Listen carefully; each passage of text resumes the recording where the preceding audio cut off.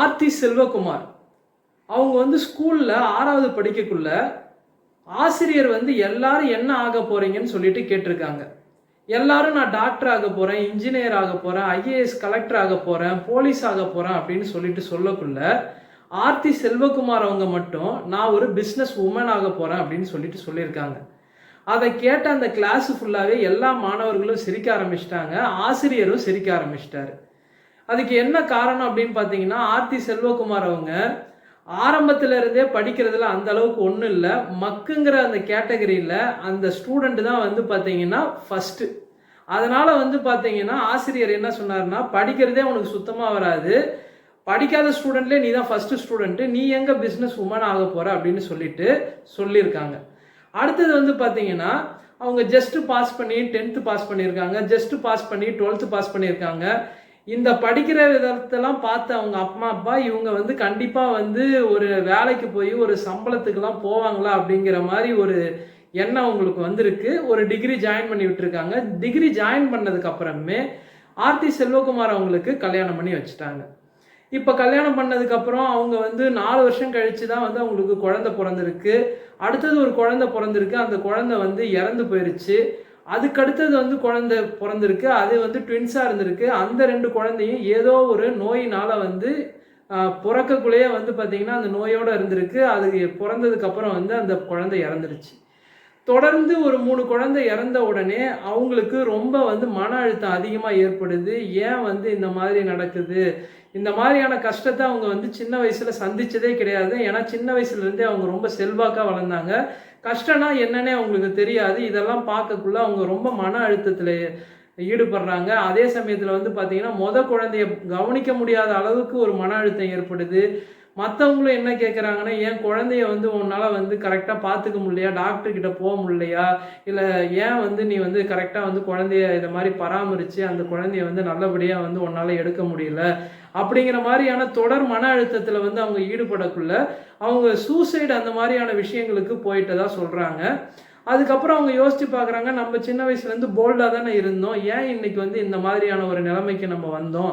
அவங்களோட உலகெல்லாம் பார்த்தீங்கன்னா கிச்சனு, வீடு, புதுசு புதுசாக வந்து சாப்பாடு செய்கிறதுக்கு ட்ரை பண்ணுவாங்க. இதுதான் வந்து அவங்களுடைய பொழுதுபோக்காக இருந்துச்சு. ஸ்கூலில் வந்து அவங்க ஒரு பிஸ்னஸ் உமனாக ஆனது இதெல்லாம் நினச்சி பார்க்குறாங்க.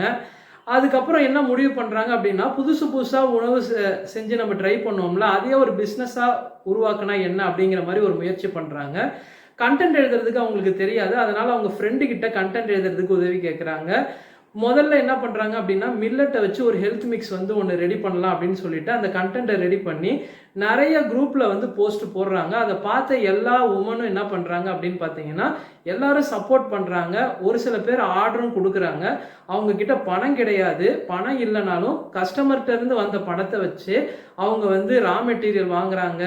அதுக்கான எல்லா விஷயங்களையும் ரெடி பண்ணி அந்த ப்ராடக்டை ரெடி பண்ணுறாங்க. அவங்க அம்மா ஹெல்ப் பண்ணதாகவும் சொல்கிறாங்க. அவங்க அப்பா இதை பார்த்து வருத்தப்பட்டதாகவும், ஏன்னா அவங்க அப்பா வந்து இவங்க ஒரு நல்ல நிலைமைக்கு வருவாங்க, ஏன்னா ஆரம்பத்துலேருந்தே வந்து ரொம்ப செல்லமாக வளர்த்துட்டாங்க, இந்த மாதிரி பார்க்கக்குள்ள வந்து அவங்க கஷ்டப்பட்டதாக சொல்கிறாங்க. ஒரு ப்ராடக்ட்டு 2 ப்ராடக்ட்டுன்னு சொல்லிட்டு அந்த போஸ்ட் போய் அதுக்கப்புறம் வந்து அதுலேருந்து ரிவ்யூ கமெண்ட்ஸ் வர ஆரம்பிச்சிருக்கு. அது எல்லாமே பாசிட்டிவாக வந்திருக்கு. அதுக்கப்புறம் புதுசு புதுசாக வந்து அவங்க நிறைய ப்ராடக்ட்ஸை வந்து ரெடி பண்ணியிருக்காங்க. அது எல்லாமே எதை பற்றி அப்படின்னு பார்த்தீங்கன்னா, ஹெல்த்தியாக ட்ரெடிஷ்னலாக அம்மாக்கள்னால உடனடியாக வந்து ரெடி பண்ண முடியாத அந்த ஹெல்த்தி ஃபுட்டை வந்து அவங்க ரெடி பண்ணியிருக்காங்க. எல்லாமே ஆர்கானிக் ஃபுட்டு தான். அதை வந்து 25க்கும் மேற்பட்ட ஃபுட்டை வந்து அவங்க ரெடி பண்ணி அதை வந்து இப்போ என்ன பண்ணுறாங்க அப்படின்னு பார்த்தீங்கன்னா, ஒரு நாளைக்கு 50லேருந்து 100 கொரியர் வந்து அவங்க அனுப்புறதா சொல்கிறாங்க. அந்த அளவுக்கு வந்து அந்த ப்ராடக்ட் வந்து இப்போ வந்து அவங்க வந்து வெளியில் வந்து சேல்ஸ் பண்ணிகிட்டு இருக்கிறதா சொல்கிறாங்க.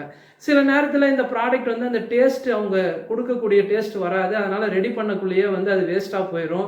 சில நேரத்தில் வந்து ப்ராடக்ட்ஸ் ஆர்டர்லாம் வராது. இந்த மாதிரியான விஷயங்கள்லாம் இருந்துச்சு அப்படின்னு சொல்கிறாங்க. இதில் வந்து பார்த்தீங்கன்னா அவங்க வந்து தொடர் முயற்சியினால் ஹெல்த் கேர், அடுத்தது வந்து பார்த்தீங்கன்னா இப்போ வந்து ஸ்கின் கேர், அடுத்தது வந்து பார்த்தீங்கன்னா வந்து ஹேர் ஆயில், அதுக்கப்புறம் சோப்பு, அதுக்கப்புறம் வந்து பார்த்தீங்கன்னா வந்து இன்னும் நிறைய புது புது ப்ராடக்ட்ஸை வந்து அவங்க வந்து ரெடி பண்ணுறாங்க. அதே சமயத்தில் 10க்கும் மேற்பட்ட கண்ட்ரிக்கு வந்து என்ன பண்ணுறாங்கன்னா அவங்களுடைய ப்ராடக்டை வந்து எக்ஸ்போர்ட் பண்ணுறாங்க. இன்னைக்கு வந்து பார்த்தீங்கன்னா அவங்க மாதத்துக்கு 1,50,000க்கு மேலே சம்பளம் வாங்குறாங்க. அது மட்டும் இல்லாமல் நிறையா பேருக்கு வேலை வாய்ப்பும் தராங்க. இதுலேருந்து நம்ம என்ன தெரிஞ்சுக்கலாம் அப்படின்னு பார்த்தீங்கன்னா, உங்களுடைய குழந்தைய வந்து ஸ்கூல்ல சேர்த்து விட்டுட்டீங்க அப்படின்னா, அந்த குழந்தை நல்லா படிச்சு நல்லா மார்க் எடுத்துச்சு அப்படின்னா ஒண்ணும் பிரச்சனை இல்ல. அந்த குழந்தைய மேலும் ஊக்குவிங்க. அந்த ஊக்குவித்ததால என்ன பண்ணும் அப்படின்னா, இன்னும் நல்லா படிக்கும், இன்னும் நல்லா மார்க் எடுக்கும். இல்ல ஒரு சில குழந்தைகளால நல்லா படிச்சு நல்லா மார்க் எடுக்க முடியாது. அப்படிப்பட்ட குழந்தைகளுக்கு நீங்க என்ன செய்யணும் அப்படின்னு பார்த்தீங்கன்னா, கூடுதலா வந்து வேற ஏதாவது துறையில நீங்க கவனம் செலுத்தணும். என்ன அளவுக்கு நல்லா படிக்கிறாங்களோ படிக்கட்டும். என்ன மார்க் வருதோ அத அப்படியே ஏத்துக்கோங்க. கூடுதலா வந்து ஒரு ஸ்போர்ட்ஸ்ல சேர்த்து விட்டீங்க அப்படின்னா, அந்த ஸ்போர்ட்ஸ்ல அவங்க ஒரு நல்ல நிலைமைக்கு வராங்களா அப்படின்னு சொல்லிட்டு பாருங்க. இல்ல ஸ்போர்ட்ஸ்ல எதுவும் ஒரு இடத்துல நல்ல நிலைமைக்கு வரல அப்படின்னா, ஏதாவது மியூசிக்ல ஜாயின் பண்ணி விடுங்க. அந்த மியூசிக்ல அவங்க ஒரு நல்ல நிலைமைக்கு வராங்களா அப்படின்னு சொல்லிட்டு பாருங்க. அந்த மியூசிக்லயும் ஏதாவது ஒரு நல்ல நிலைமைக்கு வரல அப்படின்னா, பிசினஸ் ஓரியன்டடா ஏதாவது ட்ரை பண்ணி பாருங்க. அதுல ஒரு நல்ல நிலைமைக்கு வராங்களான்னு பாருங்க. இது எதுக்கு சொல்ல வரேன் அப்படின்னு பார்த்தீங்கன்னா, படிப்பு, மார்க்கு அது சம்பந்தமான விஷயங்கள்ல தான் வந்து நம்மளால வந்து ஒரு நல்ல ஒரு நிலைமைக்கு வர முடியும்னு இல்ல. மத்த துறைகளும் இருக்கு. நல்லா படிக்கக்கூடிய மாணவர்கள், நல்லா மார்க் எடுக்கக்கூடிய மாணவர்கள் அதுல போனாங்க அப்படின்னா, அதுல நல்ல ஒரு நிலைமைக்கு வந்துருவாங்க. நல்லா படிக்காத மாணவர்கள், மார்க் எடுக்க முடியாத மாணவர்கள் வந்து மற்ற துறையில அவங்க ஒரு நல்ல ஒரு நிலைமைக்கு வர்றதுக்கான வாய்ப்பு நிச்சயமா இருக்கு. ஏன்னா இதுல இல்லாத அந்த ஒரு ஆர்வம் வேற எதுலாவது இருக்கலாம்.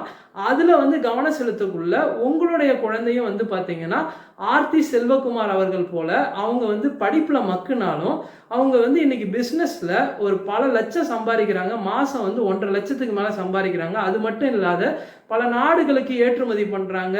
பல பேருக்கு வேலை வாய்ப்புகளும் தராங்க. அதனால உங்களுடைய குழந்தைகளும் படிப்புல மக்கா இருந்தாலும், மற்ற துறைகள்ல அவங்க ஒரு மிகப்பெரிய ஒரு நல்ல நிலைமைக்கு வர்றதுக்கான வாய்ப்பை நீங்க தான் உருவாக்கி தரணும்.